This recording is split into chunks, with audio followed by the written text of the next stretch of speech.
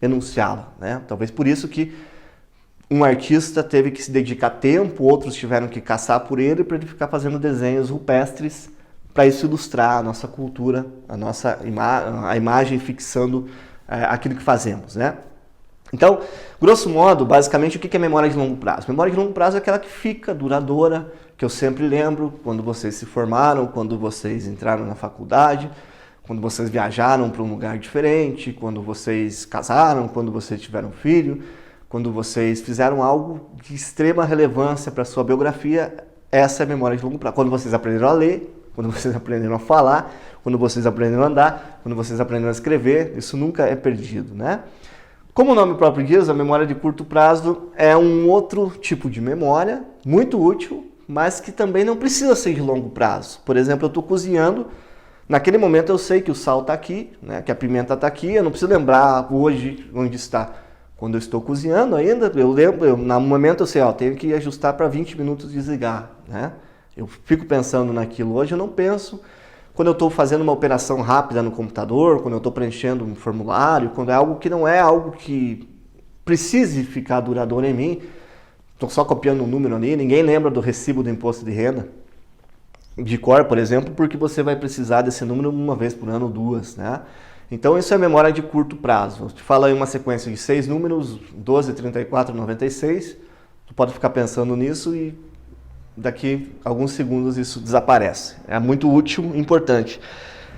Memória sensorial, do que trata a memória sensorial? Memória sensorial é a memória de toque, como já se diz, né? Por exemplo, se eu ver o sal ali, eu sei o que é o sal, eu não vou pegar uma colher de sal e pôr na boca.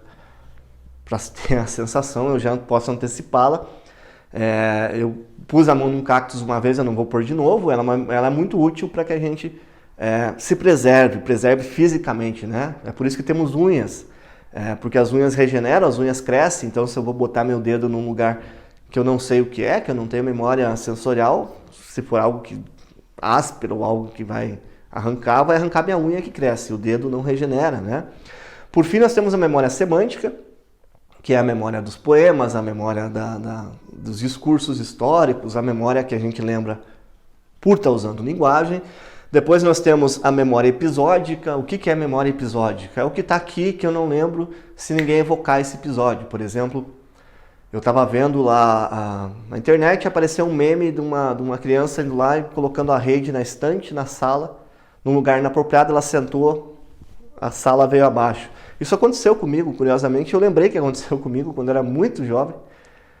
Não lembro nem se eu sabia, se eu ia para a escola naquela época, mas eu lembro desse fato porque foi traumático, né? Eu quebrei tudo na casa, porque eu fiz exatamente essa mesma bobagem. Então é uma memória episódica, né? Memória de reconhecimento é quando reconhecemos lugares, pessoas, ou quando eu bato o olho num texto eu vejo que é inglês, não é inglês. É uma memória útil para também a gente... Aqui isso não se dá em lugares diferentes do cérebro, tá, pessoal? É tudo naquela rede de sinapses. Mas são formas de categorizar a memória para que a gente possa estudá-la, né? Então, memória de reconhecimento, ela vai ser responsável também, às vezes, o lapso dela, quando acontece o déjà vu, que não sei se vocês já sentiram, mas possivelmente já sentiram, que é quando você está num lugar que você sabe que é um lugar totalmente novo, você nunca esteve, e você vê lá uma casa com um telhado que já é familiar de outro lugar, uma cerca que é familiar de outro lugar, um gato que é familiar de outro lugar, uma calçada que é familiar de outro lugar, e tudo se junta no mesmo lugar. Então vai dar um colapso nessa memória de longo prazo, né? E aí o reconhecimento, nunca estive aqui, mas eu já senti isso. Então essa é a sensação do déjà vu. A memória declarativa é quando, por exemplo, a gente se junta lá com amigos da infância e eles começam a falar de episódios, é muito parecida com a episódica, começam a falar de coisas, declarando coisas e a gente começa a puxar aquilo na memória. Não é que a gente tinha esquecido, é que aquilo ao ser declarado volta pra gente, né? Precisa que seja evocado.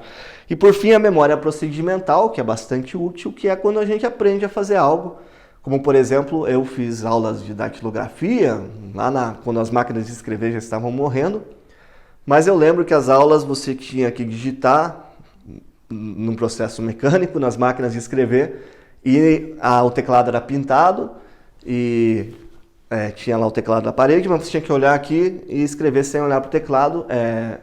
Isso foi um processo duro, mas eu aprendi tecnicamente. E hoje é bastante útil, porque eu consigo escrever no teclado bastante rápido sem precisar me preocupar com isso e eu não fico pensando onde estão as letras. Os dedos vão automaticamente. Eu não sou um músico, mas eu imagino que quem toca piano ou violão tem esse mesmo tipo de habilidade. Ou, enfim, quem descasca madeira, quem descasca lenha, enfim. É uma memória procedimental, é uma memória de exercício técnico, né? Por exemplo, andar de bicicleta ou coisa parecida. Mas enfim, bem, falamos desse tipo de introdução sobre a questão da imagem e o funcionamento do cérebro, bem grosso modo, e agora nós vamos falar um pouquinho de paradigmas e evolução da educação, nessa segunda parte, e aí nós vamos ilustrando um pouco mais essa questão da imagem como auxiliar no processo de ensino-aprendizagem.